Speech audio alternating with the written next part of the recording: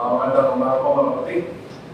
Kahit medyo mas mga panahon, tayo po ay darapat na po sa ating pag-aaral po sa bagong ipagpapatuloy lang po natin ang ating pag-aaral sa nabibig na nakarating po. Ito po natin umpisa ang ating pag-aaral. So, pagpatuloy po natin, paano mo natin binibigyan ng papuri ng ating Panginoon? Isang bagay na tandaan po natin, kapag tayo sa pusunod, o sa umuwan, na pinakita sa atin ng Panginoon sa kapitipan, ay tayo po ay binibigyan natin ng kapurihan ang ating Panginoon. Doon po sa Lucas, chapter 6, verse 46. Kung kinikilala po natin ang ating Panginoon, si Jesus bilang ating Panginoon, ang ibig sabihin po ng Panginoon ay boss, master. Sa ating sinusunod, ang ibig sabihin ng salita Panginoon. Kaya nga po sa Efeso, sa ilamang kabanata, sinasabi isang Panginoon. In other words, ang ating sinusunod, sa panahon na ito ay ating Panginoon. Ito po sa Lucas, chapter 6, verse 46. Bakit tinatawag ng Panginoon, Panginoon?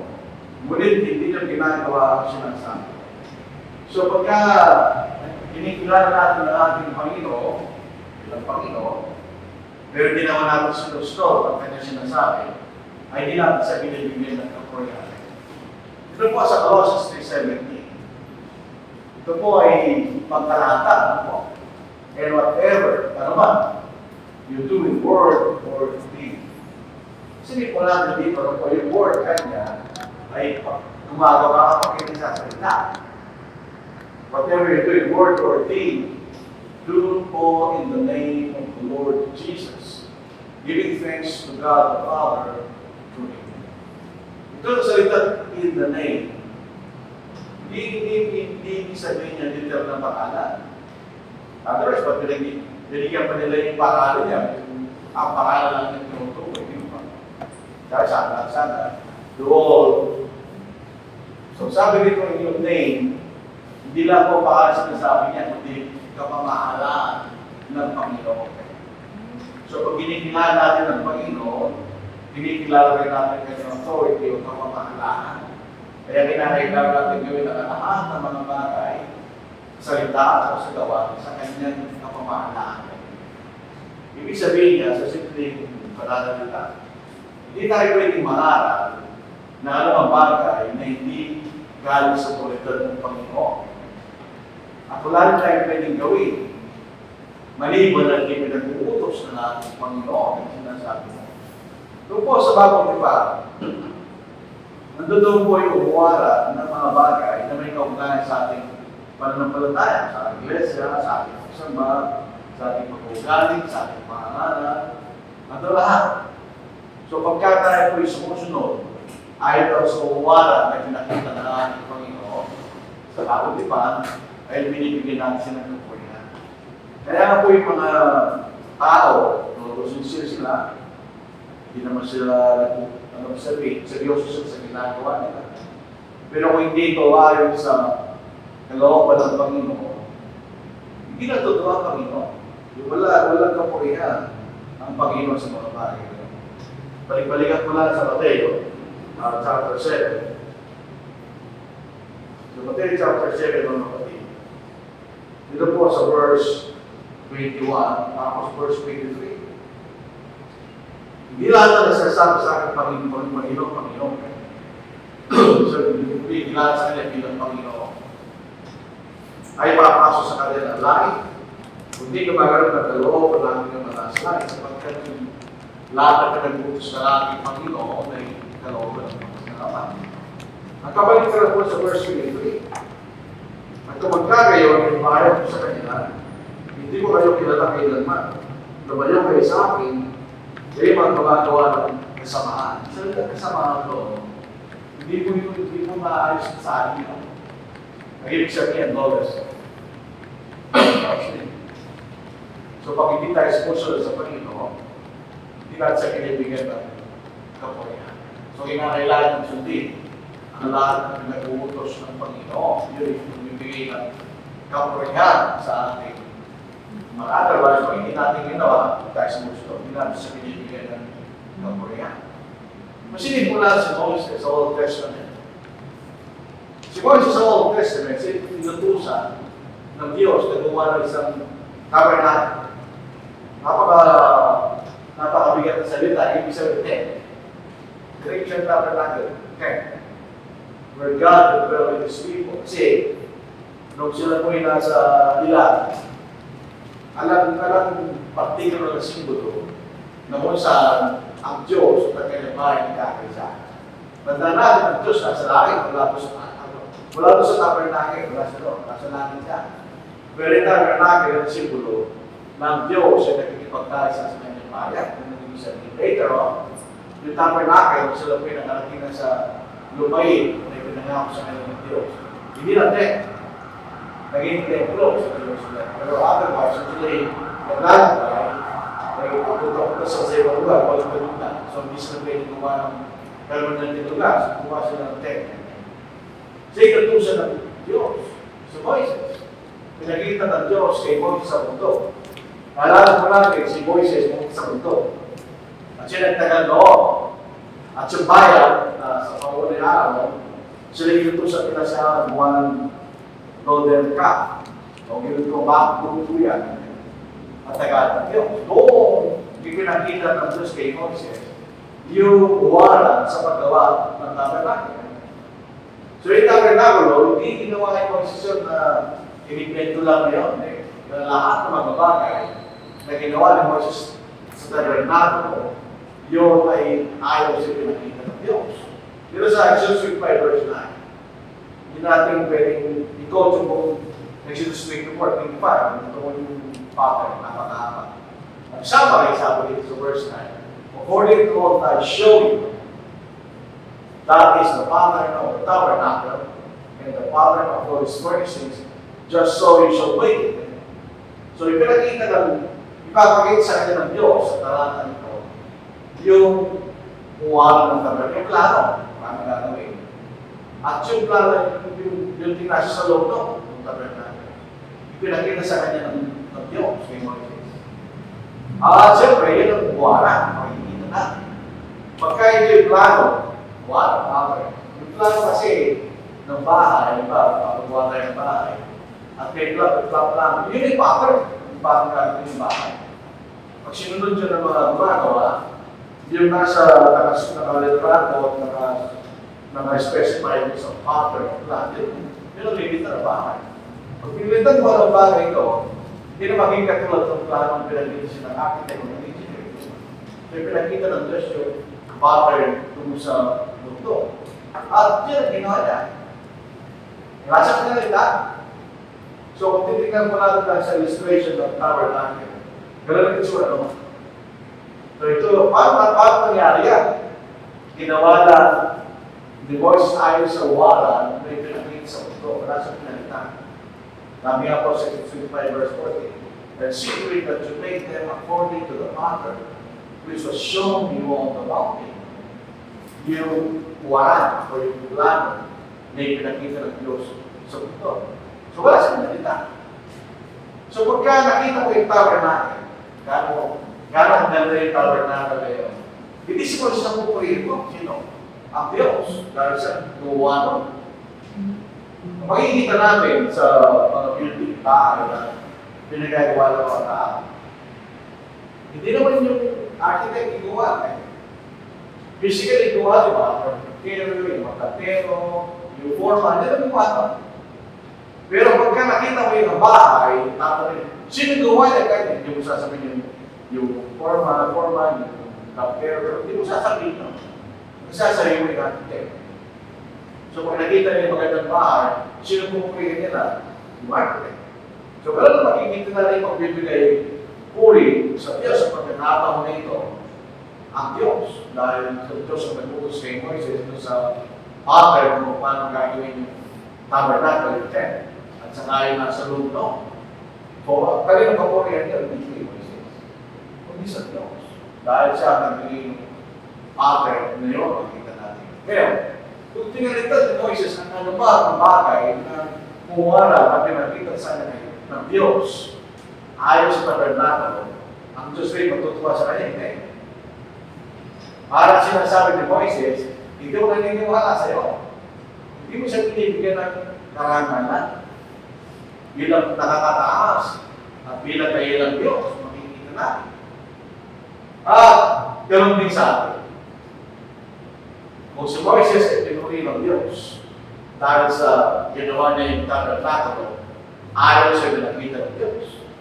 So, kinasan si Moises.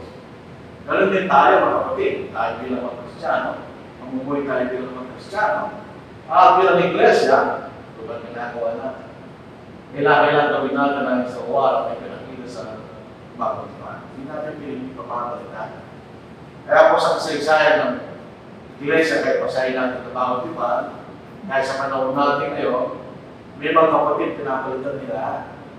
Kaya hindi tayo piling makiayon sa kanila, pinapalitan nila yung mga bagay na mababaswan sa bagong Diba. So, pag sumusunod tayo, ay sa pinakita ng Panginoon sa bagong Diba, ay binibigyan natin ng kapulitan. Wow! Kung makikita nila kung gano'n gaganda ang ating pagsamba, sinupupurihin nila ang Diyos sa ating Panginoon. So yan isang way ng magbibiling kapulihan sa ating Panginoon. Ang ating Panginoon ay isang nagbigay ng buliran sa atin. Doon sa walang Pedro, chapter 2, din mo na nagkapan. Hindi mo mali kung naalala mo ang tama. The verse 8, bagawan tumutukoy sa isang bagay, pero yung po ay puwaran sa ating diba? The verse 21, 22, 23. Sapagkat po dito kayo ilawan, sapagkat si Kristo man ay nagtusa sa alaala sa inyo, na kayo iniwanan ng halimbawa, upang sumunod kayo sa kanyang mga yaman. Siya hindi nagkasala, walang natagpuang pagdalaya sa kanyang bibig. Kasi nagpustay, hindi sumulang din. Kasi magpusa, hindi sila nagpanta. Hindi pinagkatiwala kanyang sarili doon sa umahatol na may kakaroon. At sumunod sa kanyang ama. Masala at mabalik na putos niya. Kasi iniwanan tayo kanya ng halimbawa para sumunod sa kanyang yaman. Pag itagay natin ang Panginoon, yun ay kapulihan sa kanya. Ang nararanasan natin yung mga halimbawa, kayo kuha ng isang mensahe at inulit ang isang naral. Hindi ka ba natutuwa? Sabihin, kahit hindi ang kapulihan sa'yo dahil personal sa Diyos, pero natutuwa ka dahil isang bagay na yung ginawa ay hindi ba yan, di ba? In other words, may magagawin sa'yo ginawa, di ba? Yung minsan, ilang dekada nakakaraan, may isang kapatid sa puso natin sa bagay siya, hindi ito natin. Nag-flatteran siya. And word for word. Hindi ko naman alam niya dahil siyempre, nagtitiwala ka lang na ginawa niya. Later on, kung ano, na napag-araman ko, ay teacher niya sa Bible School. Dami ko na dati ko ito. Siguro siya sa akin, sabi niya, hindi man malita niya. Bakit? Kasi, pinayagan ko mag-copyright sa sumusunod ka. Sabi ko sa kanya, number 1. Hindi ako may kasalanan. Yung susulat, dahil napakalay ko, pinag-copyright siya sa kanya. Pangalawa, bakit kung magiging-dimante, wala naman kami kinikita? Ang basis ng fluctuation, kaya hindi-dimante na. Dahil nanulugi mo, hindi naman kumikita niya. Bilibre ba yung natin sila? Pangatlo, dapat matuwagan yung bibigyan natin kami. Bakit? Sabi mo sa kanya. Dahil ito po yung sa inyo. Bino mo, ginahin na yung article mo. In other words, kung hindi article pa, binasus mo. Kasi pag ginagaya ka, hindi ka purihan. Kasi ginagaya mo, di ba? So ating Panginoon, ganun din, pag ginagaya natin siya, hindi mo kung binibigyan natin siya ng karata. Kasi Kristiyano tayo, pangalaw mo after sa kanya. So, binibigyan natin siya ng karata pagka ginagaya natin siya. Di ba Pilipos 2:5? Hindi niya sabi ni Pablo, let this mind be in you, which was also in Christ Jesus. Ito kaisipan na natin, Panginoon. Ang kaisipan na po natin yan. Kung anong ating kaisipan, gano'n ka. Siyempre, yun nasa kaisipan mo. Kaya lang po ang minsan nag-iisip tayo, yung utak ba? Ba't kaisipan ko rin, minsan pareho. Iba yung isip sa kautak. Nakikita natin sa mga tao na susirahan ng pareho. Wala depression yung utak nila eh. Pero meron depression yung isip nila. Ibang kayo na sila. Yung isip po natin, yan ang kumontrol sa ating pagkatao. Kung anong isip mo doon ka. Ang utak natin, isa kumontrol sa ating katawan. Yung pagkakaiba ng dalawa. So yung isip ng ating Panginoon, pagka tinaglay natin yun, may katulad tayo ng Panginoon. Diba? Kasi kung ano ka sa isip ng Panginoon, yun ang kanyang ginagawa. Yan ang isa sa talata. Kaya nga doon sa Romans chapter 12, para tayo po makita natin ang kalooban ng Diyos na kailangan magbago tayo ng ating pag-iisip. Kaya nga, Romans 12, hindi natin ginagaya sa mga hindi ginagaya natin ang kalooban ng Panginoon. So Romans chapter 12, verse 1. Verse 2. Huwag ninyong tularan sa libutan ito. Kundi magbago kayo ng sa pamagitan ng pagbabago ng inyong pag-iisip. Kung mapatunayan niya kung alin ang mabuti, asya-asya tapos na kalooban ng Diyos. So yung kaisipan, mga kaya, ginagaya natin ang kaisipan ng Panginoon. Ito po ang sinabi ng ating Panginoon. So Romans chapter 8, verse 9. Once you are in the flesh, you are not in the flesh. Ang tayo sinusunod sa kalooban ng laman, but in the Spirit. If the Spirit, indeed the Spirit of God dwells in you. Now, if anyone does have the Spirit of Christ, it is not his. Ang sinasabi po, ito pong talagang Spirit dito, pwede sa Spirit Santo, pwede sa Spirit natin. Depende sa context. Pero sa pangyayari sa pagkakataon dito, ang Spirit dito, Espiritu Santo, pero hindi Espiritu Santo mismo. Hindi makaparang sinasabi ng Espiritu Santo. Sabihin, hindi kayo sa laman, hindi sa mga bagay na sinasabi ng Espiritu Santo. Ngayon, pag nananasabi ng Espiritu ng Diyos, wala naman siya sa ating katawan. Ang pananalig ng Espiritu ng Diyos sa atin, ay kung ano sinasabi niya, yun na natin ginagawa. Ngayon, tingnan ninyo, ito ang Espiritu ng Diyos, yung Espiritu ng ating Panginoon. Hindi ito tumutukoy sa Espiritu ng Panginoon, yung Espiritu ng Panginoon sa iyo, Espiritu. Kundi yung Espiritu Santo, pareho lang. Kung ano ang Espiritu ng Diyos, yung Espiritu Santo, yung Espiritu ng ating Panginoon, yung Espiritu Santo. Now, if anyone must have the Spirit of Christ, is not his. Pag handa sa ating Espiritu ng Panginoon, Espiritu ng Diyos, ginagawa natin sila, sabi ng Espiritu. Yun ang essence po, no? Ito lang po sa Galatians chapter 5, walk in the Spirit. Ang sinasabi, no? Lumagat kayo, ay sinasabi ng Espiritu Santo. Hindi wala naman ang Espiritu Santo sa ating katawan. Anong gagawin niya? Yung sinasabi niya, ang dapat manalang sa atin. So yung sinasabi ng Espiritu Santo, yun din po isipan ng Panginoon, yun ang kalooban niya. Pag sumusunod tayo sa kalooban ng Espiritu Santo, ginagaya natin ng Panginoon. At nagbibigay tayo ng buhay. So yun sa paraan na kung bakit ginagaya natin ng Panginoon. Ang ating Panginoon, yung kanyang kaisipan, hindi siya punta rito para gawin niya ang kanyang sariling kaisipan. Kundi ang kalooban. So yun ang ginawa ng Panginoon. Ang kanyang kalooban ay gawin niya ang kalooban ng Diyos. Kasi kung natin, ang Ama ay Diyos, ang ating Panginoon Diyos, ang Espiritu Santo ito, iba-ibang persona yan. Kasi natin, meron siya rin kalooban ng Panginoon. Kung sinanadala sa Hadid na Gethsemane, kung maaari ka niya, kasi kumuha po ako ito. Pero hindi ari sa aking kalooban, kaya hindi ari sa aking kalooban. So may kalooban ng Panginoon, kalooban niya. Naalisin ko ako, nadadanasin niya. Pero hindi ari sa kalooban, kung isa kalooban niya.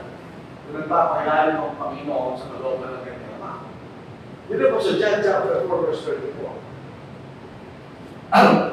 And he said to them, my food is to do the will of Him who sent me and to finish His work.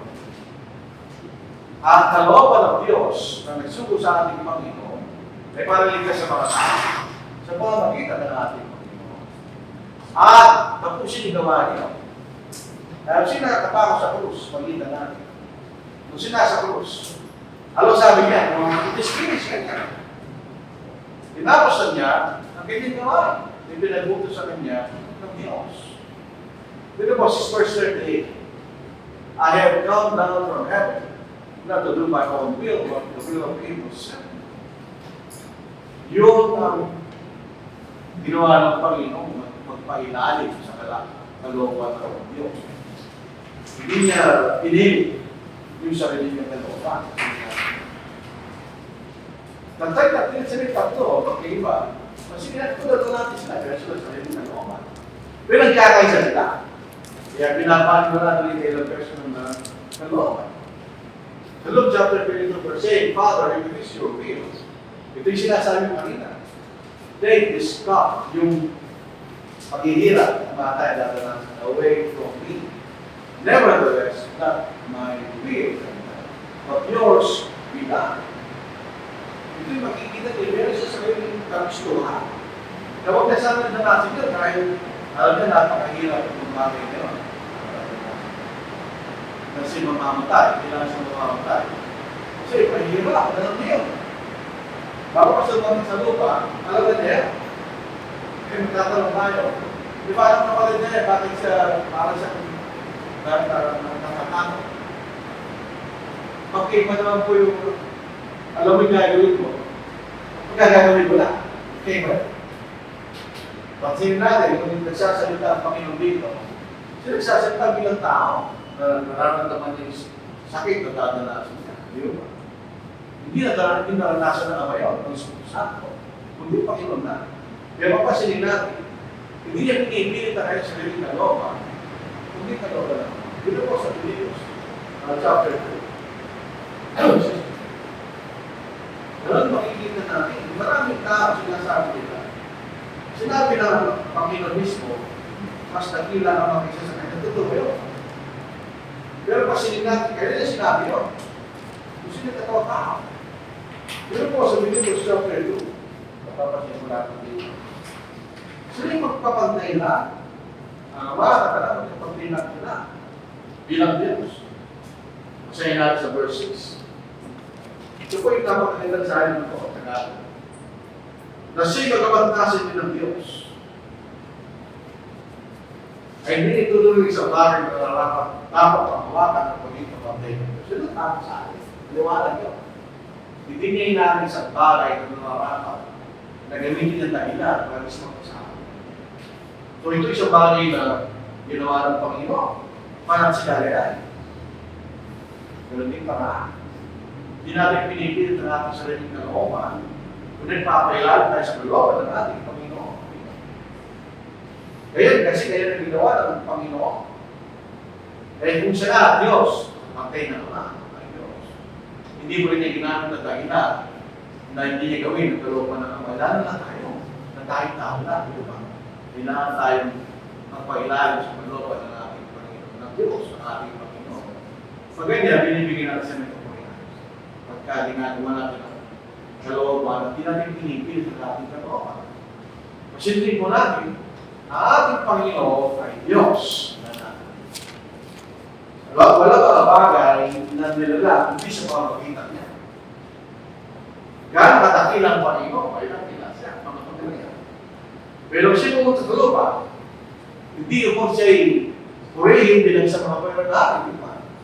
Kaya nga kung pumunta siya sa lupa, magaman siya ilahin ng hari, ilahin ng David. Lahat si David po isang mga pangyarihan na hari. David si Solomon. Pero kung siya pumunta sa lupa, siya ay kaya anak lamang ng isang mahirap na kapitya. Kaya hindi siya kinikilala bilang hari, hindi siya naman paniwala. Ano maging hari yan? Sa lahat ng hari, ganoon siya lali ay yung tagapin ng Panginoon. Pero siya pumunta rito, hindi po rin bilisan. Purihan din sa hari, kung bibigyan sa lingkod. Siya pumunta sa lupa para maglingkod at hindi maglingkod. So, pag ginagaya natin ang Panginoon, hindi natin ginagawa at inisip natin ay maglingkod. kundi tayo maglingkod. Kapag kaglingkod tayo, di ba tayo pag-aaral natin sa discipleship, tayo po ay lingkod ng Panginoon. Pag tayo lingkod, hindi kami naglilingkod, ikaw ang naglilingkod. Kaya sabi ko sa ng Panginoon, pag ginawa ninyo dapat yung gawin niya bilang lingkod. Sa sasabihin nyo, kami walang kapulang lingkod. Ang profitable servant. Bakit? Ginawa lang mo yung dapat yung gawin niya. So dahil po, kalahating Panginoon, siya'y pumunta pa na maglingkod at di maglingkuran. Gawin din tayo kanya. Dahil pumunta tayo naging Kristiyano, hindi para maglingkuran, hindi para maglingkod mo. Kasi natin sa Matthew 20 verse 26 and verse 18. Yet it shall not be so among you, but whoever desires to become great among you, maging dakila, let it be your servant. So pagkakaroon nito, pag nilagay natin sa literal na sitwasyon, yung lingkod mo, katulad mo, hindi kailanman siya magiging dakila sa'yo. Lingkod mo pa rin siya. Pero sa kahit ng Diyos, sa kahit natin, sa iglesia, yung mga naglilingkod ka niya, matatakilaan. Hindi feeling na sila pinaglilingkuran. Sa verse 27, whoever desires to be first, among you, let him be your slave. Dito makikita sa, kung kayo po ay mahilig mag-aaral sa estilo ng pagsusulat ng mga tao, makikita nyo ang ating Panginoon na isang sasalita bilang sa audio. Pag pinag-aralan ko yung Old Testament Psalm, palagi ko sinasabi, pero parang mahilig sila sa paulit-ulit to emphasize. Yung unang linya, who desires to be great among you, who desires to be first, pareho lang ibig sabihin mo. Let them be your servant, let them be your slave. Mas emphatic na yung slave, talagang ikaw ay isang alin kay sumusunod sa iyong Panginoon. Bakit? Sapagkat hindi na ginawa ng Panginoon. Just as the Son of Man did not come to serve, but to serve, and to give his life a ransom for many. But interesante po yung ransom. Ginagamit natin sa ransom o yung tinitap. At kayo nagbabayad para kapalayaan. Yung ibig sabihin na, tayo tinitap ng kasalanan kanya. At tayo palalaya sa kasalanan sa pamamagitan ng buhay ng ating Panginoon. So, isang paraan ng pag dinadaya natin ng Panginoon, ay tayo maglingkod. Hindi po tayo mag-Christian tayo, ang ating kaisipan ay maglilingkod, hindi tayo maglilingkuran. Lingkuran, ito ang kanyang motivation sa buhay niya. Bilang tao, siya ay naglilingkod, hindi siya pinaglilingkuran. Sa Luke chapter 19 verse 10, for the Son of Man, pansinin niyo the Son of Man, sinasabi niya, kung siya nagkatawang tao. For the Son of Man has come to seek and to save that which was lost. Hindi yung Diyos ng Kristo, yung tao. Ine-emphasize na Luke, kailangan sa magkatawang tao. Para hanapin niya at iligtas niya yung makatawala. Hindi magkagawa ng Diyos yun kung hindi magkakaroon ng tao ang ating Panginoon na ginagawa ng Panginoon sa krus para tayo mapatawa. At sisipin po niyo sa 2 Corinthians chapter 8 verse 9. Kung dito sa talatang ito, ano ang mga bagay na sinakripisyo ng Panginoon para sa maging tao? Marami, hindi man yung kalalatin sa langit. Doon ay pinaglilingkuran sa ng Panginoon, hindi siya naglilingkuran. Kung siya nagkataong tao, naging tao, hindi na siya pinaglilingkuran, siya naglilingkuran. Ang nahanap niya, yung mga taong nawala sa kasalanan. Sa 2 Corinthians 8, tignan niyo ang illustration ito. Kung anong kalagayan ng Panginoon kung sinasalanan. For you know the grace of our Lord Jesus Christ, that though He was rich, siyempre, sa Diyos. Papasinin po natin, ang lahat ng mga bagay ay ginawa para sa Kanya. Kaya siya mayaman. Yet for your sakes, para sa ating kapakanan, He became poor, that choose for His poverty might become rich. Ginagamit ka ng born again. May ibig sabihin na mayaman dito. Hindi mayaman sa pera o mayaman sa kayamanan, hindi ibig sabihin no. Mayaman dahil tayo naliligtas. at tayo dadalhin sa langit. Tingnan niyo ito sa litro ito, panalangin. Siya'y mayaman o siya nasa langit. Bakit nasa kanya lahat ng mga bagay. Pag pumunta rin tayo sa langit, magiging mayaman din tayo. Bakit? Dahil magiging tagapagpanan tayo katulad ng ating Panginoon. Pero, pasilin nyo, nagsakripisyo siya. Yun ang kanyang motivation. May maglilingkod at iligtas sa mga tao. So, iniwan niya yung kalawatian sa langit, nagpakababawi ng mga tao para sa atin. Para sa ating kapatid. Yung ating natin sa ating principal. Kung tayo sumasamba, ito tayo ngayon, hindi upang paglingkuran. Para tayo maglingkod. Kasi, pag hindi tayo sumasamba, binibigyan natin lakas ng mga iba na magpatuloy sa paglingkod. Pag wala tayo dito, wala tayo ginagawa ng paglingkod. Hindi mo ka nakapagpapatibay sa iba. So, yung secure sa uwi ng paglingkod. At hindi lang po tayo pinaglilingkuran ng paglingkod. Kung siya'y namumuhay, kung sinasaluhan, sa 1 Peter chapter 2, verse 21, yung lahat ng ginawa ng ating Panginoon, binigay sa rin sa atin para magbiwan siya ng halimbawa, tularan natin. For this you are called, dito tayo tinawag, because Christ also suffered for us, tinahira para sa atin, living as an example, naging sa Panginoon. Sa piling, taglingkod, let's say, nagdusa ng kapigatihan. So, bigyan tayo ng nagtusit para siya. So, ganun paraan, bigyan tayong mga gamaras ng paghihira o pagsubok para gayahin natin ang Panginoon. Ayun ay pagpupuli sa Kanya. Ang ginagawa po natin. Pero din po, nung siya ay nakapako sa krus. Bakit siya nakapako sa krus? Binigay niya sarili niya para sa ating mga kasalanan. Ito pong kamatay sa krus ng Panginoon. Hindi natin naiintindihan yun. Kung di natin kung tingnan sa Old Testament. Para sa Old Testament, sila nag-aaking ng dugo ng mga hayop.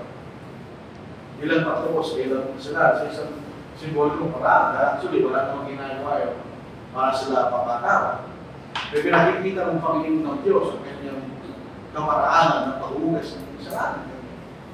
Na makikita natin, dugo ang paglinis na ating kasalanan. Dito sa Hebrews chapter 9, verse 22.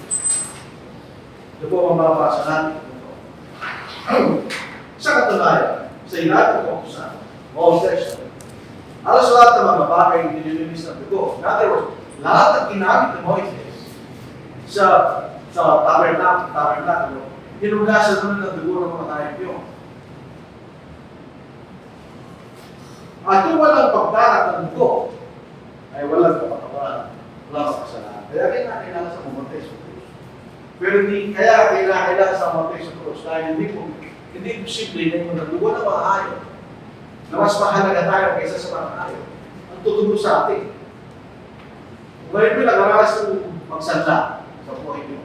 Naiintindihan nyo, magiging nagsanda ng 1,000 piso sa iyong pagkaari, sa naglaan. Pag tutubusin mo yun, hindi ka magbibigay ng 1,000 piso. Kaya magbibigay na ito para matubos mo yung isinanda. So hindi pwedeng bayaran ng dugo ng mga hayop ang ating mga kasalanan dahil hindi tayo mahalaga kaysa sa kanila na kinakailangan ng dugo ng Panginoon. Dito po sa Mateo, chapter 36, verse 28. Kaya siya namatay sa krus. Sa ito lang. Dito po sa ating kapuluran, makasap talaga tayo. Masaya natin. Sa pagkakita ang ating dugo, dugo ng Panginoon. Lantipan, nagpupuhos dahil sa marami sa ipagpapatawa ng pagsalan. So, kinakailangan sa mamatay sa krus. Yun hindi naiintindihan ng ibang pananampalataya. Bakit tao lang si Kristo? Hindi lang sa tao. Diyos yung nagkatawang tao para matubos lang tayo sa ating mga kasalanan. So, papagitan ng kanyang dugo, masaya natin. Who gave Himself for us, that He might deliver us from this present evil age, according to the will of our God and Father, to whom be glory forever and ever. Amen. Bakit? He might. Dahil nasa sa atin din yun. binigyan niya yung paraan para tayo mapalaya sa ating kasalanan. Dahil ang mga sa pero meron tayong bahagi. Kahit namatay sa usap natin ng Panginoon, kung di tayo susunod sa Kanya, hindi ka rin maliligtas. Dahil sa ating iman. Binasa natin kanina, sige pagpapatawad ng kasalanan ng marami Kanya, dahil hindi lahat ay susunod sa Panginoon. So, pero, yung kanyang dugo ay maaaring magpatawad ng ang lahat ng kasalanan ng tao. Dugo sa unang 1, chapter 1. Kaya lahat sa tao yung gusto niya, hindi. Hindi tayo pinipilit ng Diyos. Binigyan tayo ng pribileyo, ang karapatan na mapalayan tayo sa ating mga kasalanan. Kung gusto mo, kung ayaw mo ako, punta sa ito, nalalatas ito eh. Ito po sa unang 1. Sa ikapitong talata. Ngunit kung tayo na maalala sa liwanag, natin tayo na bumuhay sa katotohanan.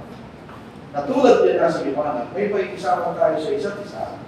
At ang dugo ni Jesus na kanyang anak ay lumilis sa atin sa lahat ng kasalanan niya. So literally, ang dugo ng Panginoon ay maaaring magpatawad ng lahat ng kasalanan. Pero ibahagi na, kailangan sa mundo. Kaya yung makikita natin, iman. Isa walang kapangyarihan ng kanyang ginawa. Meron. Kaya natala sa atin din. Kung gusto natin. So, binigay sa sarili niya para sa iba, sa krus. Ay namatay ko. Kung tayo po ay babalik mo sa panawan, pamatay. Panginoon. Isipin niyo self-control ng Panginoon habang siya nakatama sa krus.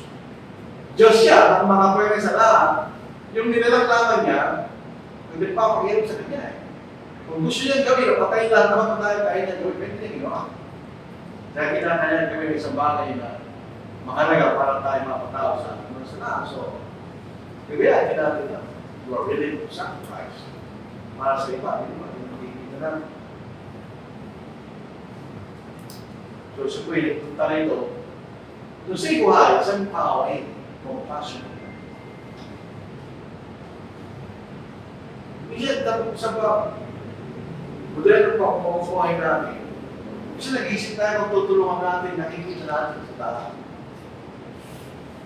Hindi natin ako tutulungan natin sa tao. Pero naawa ka na. Kasi kung totoo, kaya ang mga kailangan, kung magkagawa, okay, gano'n. Pero ang Panginoon, gano'n ang kanyang Espiritu, kasi mauwi. Kaya kanina, natin namin si Tabi, hindi nakita ng bata na kahiga doon sa buong ng simento, natuwa namin yung tao, bayan, wala akong nakikita kasama ng magulang. But when he saw the multitudes, he was moved with compassion for them. Yung mga sumusunod sa kanya. Because they were aware, they napapalo and scattered like sheep having no shepherd. Ito po ay nagpapakita sa kanya na hindi na maging pangangailangan ng physical, which is spiritual. Naawa siya sa kanila. Dahil sila naniligo, wala silang tupa na nagpapatuba sa kanila. Luke 7, verse 30. When the Lord saw her, and compassion to her, said to her, do not weep. Huwag kang umiyak. So John 11 verse 25, namatay si Lazarus na kapatid ni Martha at saka ni Mary. So yung biyak, dahil kaibigan niya yung dalawa. Paano kaibigan niya si Lazarus? Ito ang pinaka-maising talata sa buong niya. Disrespect. Then the Jews said, see how we love. Hindi na siya minamahal na si Lazarus. Kaya sabi ni Mary, kung dito ka, Panginoon, hindi sana siya namatay. Kinikilalan niya nila yung kapangyarihan niya. Kaya siya ibiyak. Sabihin, wala siya nagawa para maligtas din kanya kaibigan. Pero alam natin, hindi mo yung namumili sila. Pero ang point lang namin dito, siya maaway ka. Siya may compassion. Kung isa sa model, hindi ko na muna siya dapat grupo, dapat ka, natatakot na tayo kuha ng mabuti. Kasi baka naman nilulula tayo na natin. Pero kapag tayo natin yung sa bagay na, ako yung magagawa. Kasi ganun din na natin Panginoon. Si Maway. lalabas na niya character. At sa po'y obedient. Ang pinaka-delikadong pag-uunggan ng mga tao sa panahon natin ngayon, sabi ni Pablo, sa mga Timoteo siya kapag na kabanata, ang mga tao maging masukay. Totoo naman. Sa panahon natin ngayon, tignan mo yung mga tao, sila yung masukay. Tingnan ka ang mga buti ng mga, hindi naman kunisunod yung mga bata, meron lang po pahuputi mga anak nila, hindi naman nawawala eh. Pero sila yung naging ang tigas ang ulo. Compared sa mga generation, bago sa generation nito, yung C, yung hindi ko alam, generation na yan. Yung mga sa generation mo namin, yung baby boomer, halos lang ng mga bata natin na sumulit sa magulang. Hindi sila nagre-reklamo. Hindi ka pwede magreklamo. Kapag nagreklamo ka, masasaktan ka. For example, sa pagkain, hindi mo ako pinakakukuha ng pagkain, yung adobong tangkong, hindi gusto na ngayon. Pag ito na yung pagkakuha ko, wala na akong kaya kumain. Nasasabihin ng nanay namin sa amin, huwag mo kumain, kumain ka. Meron pag-ukano, bilhin mo ka ng Jollibee, pabata, bilhin mo ka ng ganito, bilhin mo naman. Pero kung kumain ka, ang gabi mo. Kakain ka pa rin sa kalooban mo. Masumayin ang nagiging karakter sa mga tao. Pero ang Panginoon po, hindi. Ito po sa Hebrews chapter 5, verse 8, hindi yung magsasabi. Though he was a son. Kung sila sabi natin, though, ang implication niya, hindi niya dapat gawin niyo. Though he was a son. Kaya ang susunod sa salita, you learn obedience. So, ibig sabihin niya, doon na nakita, nakawatawa siya, kung paano talaga siya ito. By the things which is suffered. And having been perfected, sa buhay na nasunod niya, tapos yung sundin, he began to offer siyang dinagulan of eternal salvation to obey. Tignan nyo, pag hindi ka sumunod sa Panginoon, ano sasabihin mo sa Kanya? Wala. Sasabihin sila, sumunod ka. Ang magiging argument sa inyo ng Panginoon, kung uwa, kaya niya, ako yung Diyos. Ako yung anak ng Diyos, kaya niya. Pero ako rin may sumunod. Lalo ka naman. Nandiyan lang naman namin. Bakit hindi tayo susunod niya? So, hindi tayo susunod sa Panginoon, wala tayong nahilang. Wala ka masasabi. Kasi siya sumunod. Tulad din po yung mga ayaw ng pag-bautismo. O naniniwala na ang bautismo ay mahalaga. Ano sasabihin mo sa Panginoon? Sabi ng John the Baptist, dapat ako, ikaw, bautismo ako kayo. Bakit mo punta sa akin para pag-bautismo sa akin? Na kinitigalan ni John the Baptist, kung sino siya? Sabi niya, sabihan mo kayo. Ito nararapat sa pagsunod. So wala tayo argumento dapat sa Panginoon kung itinasyon mo. Pag sinusunod tayo na naging masunurin, so kumagaya lang po para sa atin. At ang Panginoon po gumawa. Dahil po tayo. Tapos siya. Ang ating Panginoon po yung pagkumawa. Humble. Ano yung sabihin? Kaya kayo mapagkumawa, kinikilaan mo kung ano ka. At pinalagay mo sa sarili mo, doon sa kalagayan mo, pusin ka. Halimbawa, kung may isang nagiging magpapahula, may hindi ka pwedeng boss. Pwede susunod. Papakumbaba. Kung ikaya magdala ng mamaya, hindi ka pwedeng pasabihin ng presidente. Kailangan kumbaba. Presidente. Hindi na ibig sabihin ng pagbaba, nilalagay mo sa sarili mo sa dapat kalagayan. Sabi rito, rose from supper and laid aside his garments, took a towel and girded himself. You call me teacher and Lord. Can you say, well, sapagkat siya na yung Lord, Panginoon na. For so I am. So, alam na gusto mo nila, kaya niya. So, yung mas mataas isa sa kanila.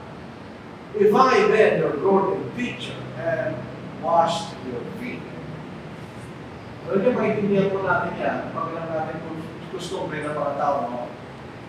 Ang mga tao, no, hindi sila nagsasama sa sila nagsandala sila. Pag sila naglalakbay sa mga likang bundagla, dahil ang Israel po, ibisyan yan. Pag kayo bisita ng isang bahay, ng isang tao bahay, kung kapatay ko siya, bibigyan ka nila ng tubig, marabasa ng tao. Pero pag mas mataas sa'yo, ikaw ang bugas sa kanya. Pero gusto mo nila. E kasi nito, hindi baligtad. So gusto mo nila. If I then, the Lord, your teacher, have washed your feet, you also ought to wash one another's feet. For I have given you an example that you should do as I have done with you. Hindi naman sinabi ng Panginoon na gagawin na magugasan tayo pa. Hindi na natin gawin din ngayon. Bakit? Response tayo. Mapapas na tayo. Ginawa natin yan. Ang i-respect ng Panginoon, ito pa rin po ba? Also, surely I say to you, a servant is not greater than his master. Nor is. Kahit pa sinili yung salita nito, ay sinasabi niya sa mga tao, ang may takila kaysa sa akin. Bakit? Sapagkat sinubo siya naman. Kaya mas matataas naman niya kaysa sa kanya. Sa panahon na yun, sinubo siya naman. Pero sabi niya, ang isang lingko ay hindi takila kaysa sa kanyang Panginoon. So nagpamitan siya ng alimbawa na kapatuman. So ito isang paraan na tayo po ay binibigay ng parakal ng Panginoon kung ginagaya natin siya. Sige nila, sabi natin kanina, pag ginagaya ka sa ginagawa mo, hindi ka naman na. Ibig sabihin, yung gumagaya sila, kinikilalan niya, maganda yung ginagawa. Pagka hindi sa musikero, ang ginaya nila yung kanta mo, maganda yung kanta mo. Otherwise, pati nagagaya, hindi maganda. So, pagka ginagaya natin ng Panginoon, binibigyan natin siya ng karangalan. Others, nakikilala natin siya sa Panginoon. At ang mga bagay na ginagawa niya ay mabuti. At kung gagayahin natin ng Panginoon, hindi lang natin siya binibigyan ng kapurihan, kundi para sa ating sarili. Kapurihan, para sa ating kalimutan. So ito po ating mag-aaral po sa ulangan ito.